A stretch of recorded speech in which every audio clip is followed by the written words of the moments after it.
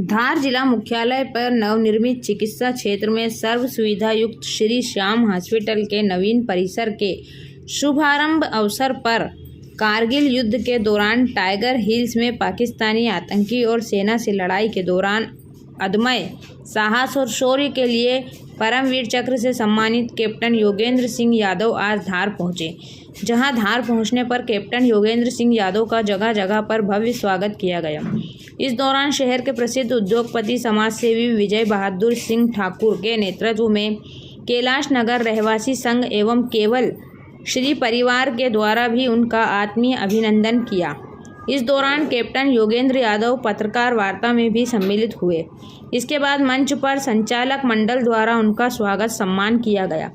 तत्पश्चात कैप्टन योगेंद्र यादव ने पत्रकारों से चर्चा में कारगिल युद्ध सहित वर्तमान में पाकिस्तान से संघर्ष, ऑपरेशन सिंदूर और विश्व में बढ़ते तनाव सहित भारतीय सेना को लेकर भी जानकारी दी। साथ ही श्री श्याम हॉस्पिटल के महत्व को लेकर संचालक को शुभकामनाएं दी। वहीं कार्यक्रम के अंत में छात्र छात्राओं द्वारा सैन्य वेशभूषा में अभिनय करते हुए कैप्टन योगेंद्र यादव के भारतीय सेना से जुड़ने तथा उनके संघर्षों की झलकियां प्रस्तुत की, जिसे जमकर सराहना मिली। आपने अपने अनुभव भी साझा किए हैं। ऑपरेशन सिंदूर के बारे में आप क्या? ऑपरेशन सिंदूर एक ऐसा ऑपरेशन कि जब पाकिस्तान ने एक कायराना हरकत किया और हमारी बहनों का, हमारी बेटियों का, उनका सिंदूर उजाड़ने की कोशिश करी और उसने धर्म पूछ करके जो गोलियां मारी थी, हमारे देश को तोड़ने की कोशिश करने लगे। तो उसी, क्योंकि सिंदूर भारत की सनातन संस्कृति की एक आत्मा है, क्योंकि हिंदू धर्म में सिंदूर एक पावनता और पवित्रता का जो है एक प्रतीक माना जाता है। और इसी सिंदूर की बदौलत एक सती यमराज से भी अपने पति के प्राणों को छीन करके वापस ला सकती, इतनी सिंदूर के अंदर ताकत थी। उसी को प्रतीक मान करके भारत सरकार ने अपनी जो बहन बेटियों का जो सिंदूर उजड़ा था, उसको उजाड़ने वालों को ये प्रहार किया था। और ये प्रहार इतना भयंकर था कि 300 से ज़्यादा जो आतंकवादी को वहाँ पर मौत के घाट उतार दिया। 9 जगह पर आतंकी अड्डों पर हमला किया गया। तो इसमें बड़े बड़े जो इंटरनेशनल आतंकवादी थे वो भी मारे गए। और फिर लेकिन 10 मई को, क्योंकि उन्होंने भी फिर वापस रिएक्ट किया और 10 मई को ऐसा हमला भारत ने जवाब दी, क्योंकि हमला नहीं करता भारत तो बुद्ध देता है, युद्ध नहीं देता है। और हमने अपने बचाव के लिए, अपने एक्शन के प्रति रिएक्शन जब हमने दिया, तो 22 मिनट का हमारा जो रिएक्शन था, उससे पाकिस्तान घुटनों पे आ गया और संधि समझौता करने पर विवश हो गया। तो ये भारत की तकनीकी और भारत की जो हमारी लीडरशिप, भारत की जो हमारी आधुनिक सेना है, जो सक्षम है हर चीज़ को करने के लिए, ये उसकी जीत थी। ये 140 करोड़ हिंदुस्तानियों की जीत। सर, विश्व में इस समय अशांति फैली हुई है। भारत को हम कहाँ देख रही है यदि विश्व युद्ध होता है? बिल्कुल, भारत ही नहीं, पूरे विश्व के अंदर अशांति फैली हुई है। और ये अशांति बहुत बड़ा विनाश का कारण है, क्योंकि युद्ध में कोई फूल तो बरसते नहीं। कितने बेजुबान, बेकसूर इंसान और जानवर भी मरते हैं। कितने लोग दिन प्रतिदिन मरते हुए चले जा रहे हैं। ये दुनिया एक अलग दिशा की तरफ बढ़ रही है। कहीं एटॉमिक बम बन रहे हैं, तो कहीं अलग अलग तरह के जो है हथियारों का निर्माण किया जा रहा है। आज दुनिया के अंदर वो देश सबसे शक्तिशाली है जिसके पास ज़्यादा लोगों को मारने की क्षमता है।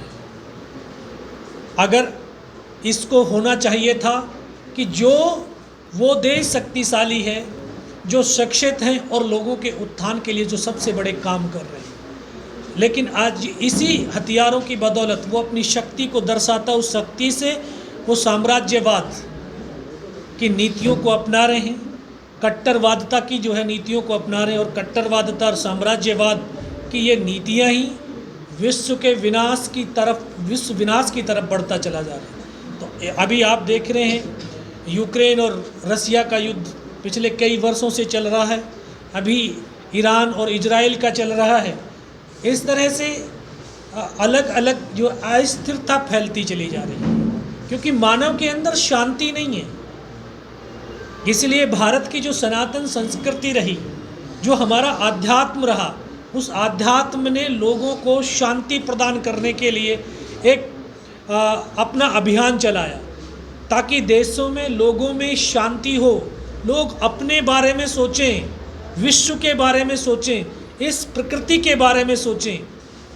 कितने लोग मर कर के चले गए, ये नदियाँ भी वही हैं, ये पृथ्वी भी वही है, ये पहाड़ भी वही हैं। इनको कोई लेकर के गया? कोई लेकर के नहीं गया। लेकिन ये हमारी समझ से बाहर है। हम बस सिर्फ एक कट्टरवादिता के उसमें हम आगे बढ़ते चले जा रहे हैं, लोगों को मारते चले जा रहे हैं। तो ये कहाँ की इंसानियत है? मैं उन्हें सब उन देशों से ये आग्रह भी करता हूँ, उन समस्त विश्व के प्राणियों से आह्वान करता हूँ कि यार हमें शांति से रहना चाहिए, शांति से जीना चाहिए। कुछ दिन का जीवन है, इस जीवन को पृथ्वी पर जी कर के फिर वापस तो जाना है। कितने लोग बेकसूर मारे जा रहे हैं, कितने लोग बेघर हो रहे हैं, कितने बच्चे भूख से तड़प रहे हैं, कितने लोग जख्मी अवस्था में पड़े हुए हैं। उनकी जो दर्दनाक मौतें हो रही हैं, उनके जिम्मेदार कौन है? यादव जी, जैसे कि विश्व में आधुनिक हथियारों का दौर काफ़ी अच्छा चल रहा है और जोरों से चल रहा है, जो कि घातक है आम इंसान के लिए। भारत में ऐसे अत्याधुनिक हथियारों की क्या कमी, क्या ऑपरेशन सिंदूर के उसमें आपने क्या देखा? नहीं, बिल्कुल देखिए, हम कोई कमी नहीं। हमारे देखिए, भारत भी अछूता नहीं है। भारत ने भी अत्याधुनिक हथियार और टेक्नोलॉजी का निर्माण किया है। हम आत्मरक्षा के लिए अपने प्रयास किए हैं।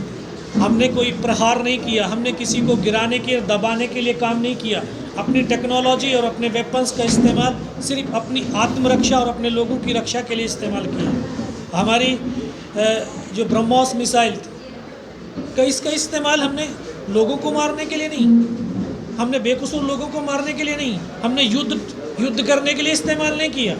उन लोगों ने हमारे बेकसूर लोगों के ऊपर वो बार बार लगातार 400 से अधिक उन्होंने जो उनके यूएवी आ रहे थे उनको तोड़ने के लिए ये प्रयास किया। कितने लोग जख्मी हुए थे कि ड्रोन पे हमले करते चले जा रहे हैं। तो हमने तो उनके स्ट्रेटेजिक सेंटरों के ऊपर हमला किया, उनके सैन्य ठिकानों पे हमला किया।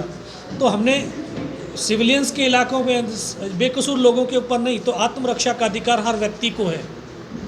तो आत्मरक्षा के लिए भारत ने भी अपनी नई टेक्नोलॉजी, नई इक्विपमेंट का जो निर्माण किया, उसका इस्तेमाल भी किया। क्या कमी है और कुछ कमी दिख रही है आपको कि ये टेक्नोलॉजी होना चाहिए, ये हथियार होना चाहिए, जैसे यूक्रेन और बाकी देशों ने यूज़ कर रहे हैं आम इंसान के लिए?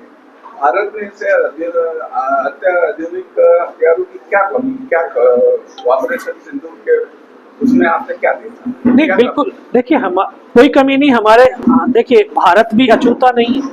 भारत ने भी अत्याधुनिक हथियार और टेक्नोलॉजी का निर्माण किया है। हम आत्मरक्षा के लिए अपने प्रयास किए हैं। हमने कोई प्रहार नहीं किया, हमने किसी को गिराने के दबाने के लिए काम नहीं किया। अपनी टेक्नोलॉजी और अपने वेपन्स का इस्तेमाल सिर्फ अपनी आत्मरक्षा और अपने लोगों की रक्षा के लिए इस्तेमाल किया। हमारी जो ब्रह्मोस मिसाइल थी, इसका इस्तेमाल हमने लोगों को मारने के लिए नहीं, हमने बेकसूर लोगों को मारने के लिए नहीं, हमने युद्ध करने के लिए इस्तेमाल नहीं किया। उन लोगों ने हमारे बेकसूर लोगों के ऊपर वो बार बार लगातार 400 से अधिक उन्होंने जो उनके यूएवी आ रहे थे उनको तोड़ने के लिए ये प्रयास किया। कितने लोग जख्मी हुए थे कि ड्रोन पे हमले करते चले जा रहे हैं। तो हमने तो उनके स्ट्रेटेजिक सेंटरों के ऊपर हमला किया, उनके सैन्य ठिकानों पे हमला किया। तो हमने सिविलियंस के इलाकों में बेकसूर लोगों के ऊपर नहीं। तो आत्मरक्षा का अधिकार हर व्यक्ति को है। तो आत्मरक्षा के लिए भारत ने भी अपनी नई टेक्नोलॉजी, नई इक्विपमेंट का जो निर्माण किया, उसका इस्तेमाल भी किया। क्या कमी है और कुछ कमी दिख रही है आपको कि ये टेक्नोलॉजी होना चाहिए, ये हथियार? मंगलश्री न्यूज के सभी वीडियोस पाने के लिए हमारे चैनल को अभी सब्सक्राइब कर लें। साथ ही पास में बने हुए बेल आइकन पर प्रेस कर ऑल नोटिफिकेशन पर क्लिक कर लें ताकि सभी वीडियोस के नोटिफिकेशन आप तक तुरंत पहुंच पाएं। आप हमें फेसबुक पर भी फॉलो कर सकते हैं, साथ ही हमारी एप्लीकेशन को गूगल प्ले स्टोर से डाउनलोड कर सकते हैं।